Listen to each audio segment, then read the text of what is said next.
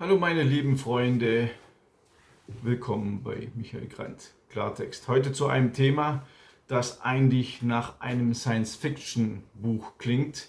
Und zwar Bolschewisten wollten Affenmenschen züchten. Klingt jetzt vielleicht ein bisschen lustig, ist aber überhaupt nicht lustig, weil es gab Geheimexperimente der Bolschewisten. Sowjetische Frauen wurden mit Affensperma besamt, um einen neuen Menschen zu erschaffen. Das habe ich recherchiert und das war in den 1920er Jahren. Nach der erfolgreichen bolschewistischen Revolution im Jahr 1917 stand die erste Sowjetregierung vor einem Scherbenhaufen. Das Land war bettelarm und gegenüber den europäischen Industriestaaten war es um Jahrzehnte rückständig. Dennoch glaubten die Ideologen der kommunistischen Utopie, dass die Menschen der alten feudalen und kapitalistischen Weltordnung nicht geeignet wären, die Sowjetunion in ein neues technisches Zeitalter zu führen. Die Bolschewiken vertrauten aber der Biologie, der Technik und Naturwissenschaften. Ein neuer Bürger musste also geschaffen werden und so hieß das Ziel gewagter Experimente in den 1920er Jahren: die Züchtung eines neuen Menschen. Kommt euch das bekannt vor? Manche Wissenschaftler wollten durch Blutaustausch zwischen Jung und Alt den makellosen Menschen für eine perfekte bolschewistische Gesellschaft schaffen. Andere wiederum experimentierten mit Menschen und Affen, die sie kreuzen wollten, um menschenähnliche Hybriden zu zeugen. Diese Affenmenschen sollten den Militärchemikern als Versuchsobjekte für neue Giftstoffe dienen und schwere und gefährliche Arbeiten übernehmen. Andere Theoretiker propagierten die künstliche Befruchtung von Frauen mit dem Sperma herausragender Revolutionäre. Damit wollten sie eine enorme Steigerung der geistigen und moralischen Eigenschaften der nächsten Generationen erreichen. So schrieb der marxistische Genetiker Serebrowski, ich zitiere: Die beste Methode zur eugenischen Umgestaltung der Gesellschaft ist die künstliche Besamung. Zitat Ende. Er schlug vor, die Frauen mit dem Sperma der in genetischer Hinsicht wertvollsten Männer zu besamen. Seiner Ansicht nach konnte man im Sozialismus das Kindergebären als gesellschaftliche Maßnahme von der Liebe trennen. Unter solchen Bedingungen wird die Selektion des Menschen mit gigantischen Schritten voranschreiten. Einzelne Frauen und ganze Kommunen werden nicht von ihren Kindern sprechen, sondern von ihren Erfolgen und Leistungen auf diesem zweifellos äußerst erstaunlichen Gebiet, auf dem Gebiet der Erschaffung neuer Formen des Menschen. Die Experimente der 1920er Jahre, mit denen die menschliche Natur verbessert und verändert werden sollte, fanden in den Bereichen Genetik, Primatologie und Physiologie statt. Sinnbild für die aberwitzigen Experimente ist die Affenzuchtstation in Suchumi, die 1917 eingerichtet und mit den damals besten sowjetischen Wissenschaftlern besetzt wurde. Die geheimen Tests der Bolschewiki zur ewigen Jugend schlossen unter anderem Organverpflanzungen, Herzoperationen und künstliche Befruchtungen ein. Der Petersburger Biologe Ilja Iwanow war ein Kreuzungsfanatiker und wollte einen Hybriden zwischen Mensch und Affen züchten, einen Urmenschen konstruieren. Die Bolschewiki unterstützten ihn dabei. Im Jahr 1928 unternahm Iwanow dann die ersten praktischen Schritte und besamte drei Schimpansenweibchen. Doch dies misslang, 2 davon starben, das dritte wurde nicht trächtig.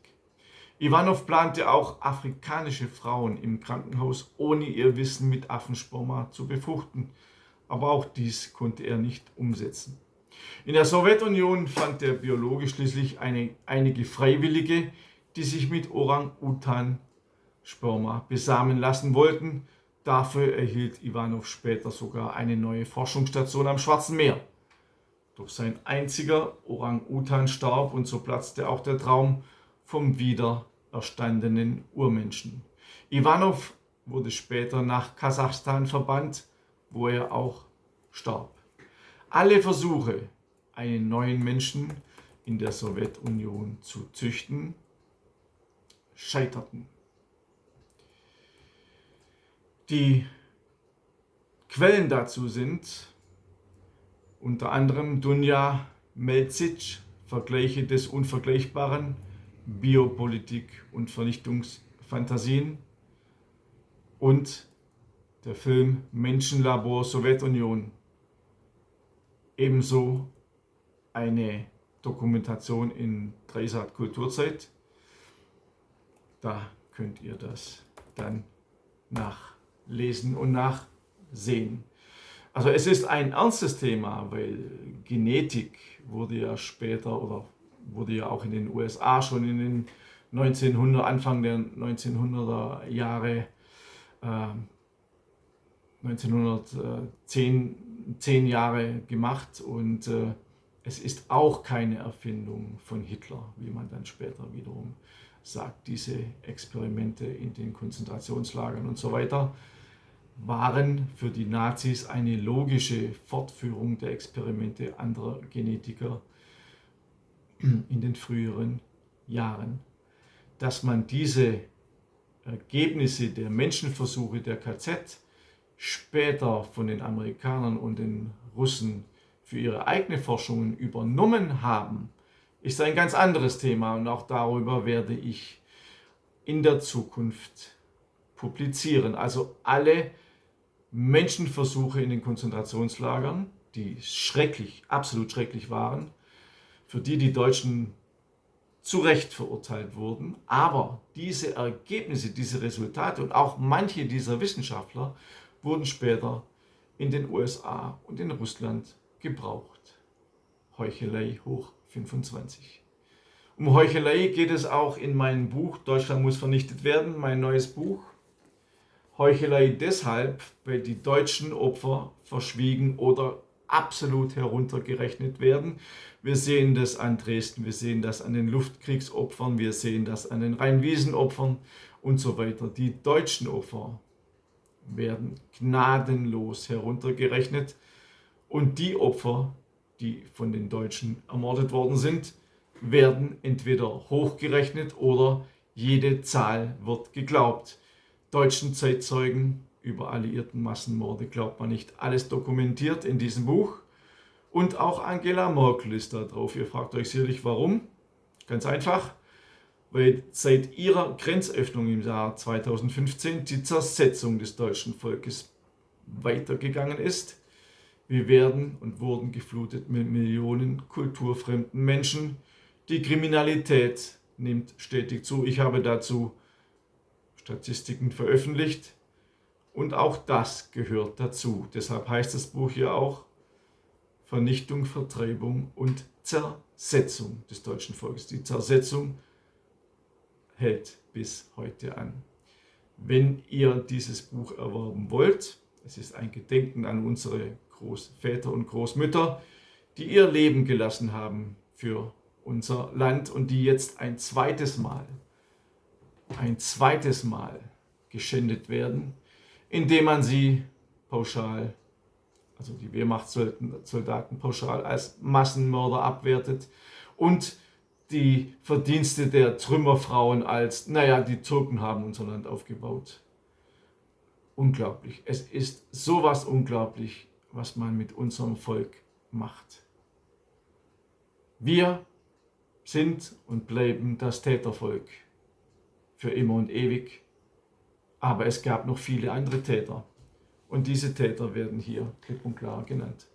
Auch jeder einzelne Vernichtungsplan, der Millionen Deutsche umbringen sollte, wird ausführlichst genannt mit verifizierten Quellen.